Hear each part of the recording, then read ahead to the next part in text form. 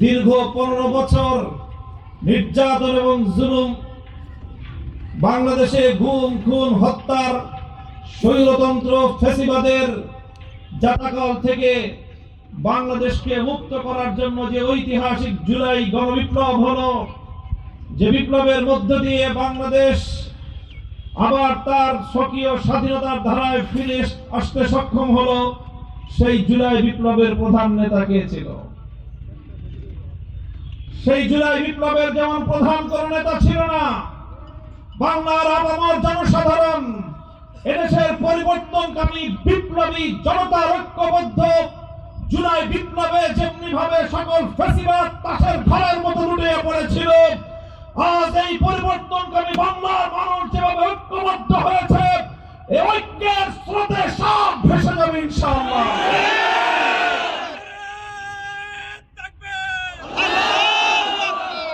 সংগ্রামী জনতা, বিশেষ করে আপনারা পিরোজপুর 2 আসনের মানুষ, শুধু বাংলাদেশ নয়, বিশ্ব দরবারে আপনারা এক অনন্য ইতিহাস সৃষ্টি করেছেন। আল্লাহর কোরআনের ফেরিওয়ালা, কোরআনের পাখি নামে খ্যাত, সারা পৃথিবী জুড়ে যার কণ্ঠে আল্লাহর কোরআনের বাণী উচ্চারিত হয়েছে, সেই বিশ্ব বরেণ্য মুফাসসিরে কোরআন আল্লামা দেলাওয়ার হোসেন সাঈদী রহমাতুল্লাহি আলাইহির পক্ষে যেভাবে ধর্ম বর্ণ নির্বিশেষে হিন্দু ধর্মাবলম্বীগণ অকুণ্ঠ সমর্থন যেভাবে জানিয়ে এই পিরোজপুরের মাটি থেকে একটি বার্তা প্রদান করা হয়েছে যে আলেম ওলামারা কি রকম সাম্প্রদায়িক সম্প্রীতির দৃষ্টান্ত স্থাপন করার প্রেক্ষিতে এদেশের অন্যান্য ধর্মাবলম্বীরা ইসলামী নেতৃত্বের উপর কিভাবে আস্থা রাখতে সক্ষম হয়, এদেশের ইসলামপন্থীগণ কিভাবে ধর্ম বর্ণ নির্বিশেষে সকল ভেদাভেদের ঊর্ধ্বে উঠে প্রতিটি মানুষকে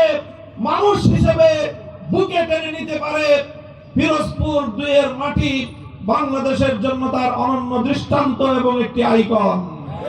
আজ আমরা ইতিহাসের এই ঐতিহাসিক মুহূর্তে আমরা যে ঐক্য করেছি, আমাদের সেই ঐক্যের অন্যতম প্রধান বুনিয়াদ হলো বাংলাদেশকে ভালোবাসা। আমাদের ঐক্যের বুনিয়াদ হলো বাংলাদেশ থেকে দুর্বৃত্তপনা এবং গুন্ডামির রাজনীতি বন্ধ করা। বাংলাদেশ এই গুন্ডামির রাজনীতির কারণে, দুর্বৃত্তপনার রাজনীতির কারণে, চাঁদাবাজি লুটপাটের রাজনীতির কারণে স্বাধীনতার 54 বছর পরে আজ বাংলাদেশ এখনো পর্যন্ত তার নিজস্ব টার্গেট পর্যন্ত পৌঁছতে সক্ষম হয়নি।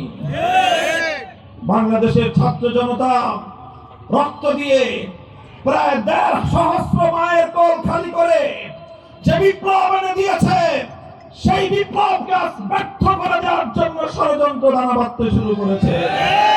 পরাজিত সকল শক্তি আজকে জুলাই বিপ্লবের বিপক্ষে অবস্থান গ্রহণ করার জন্য ঐক্যবদ্ধ হয়েছে।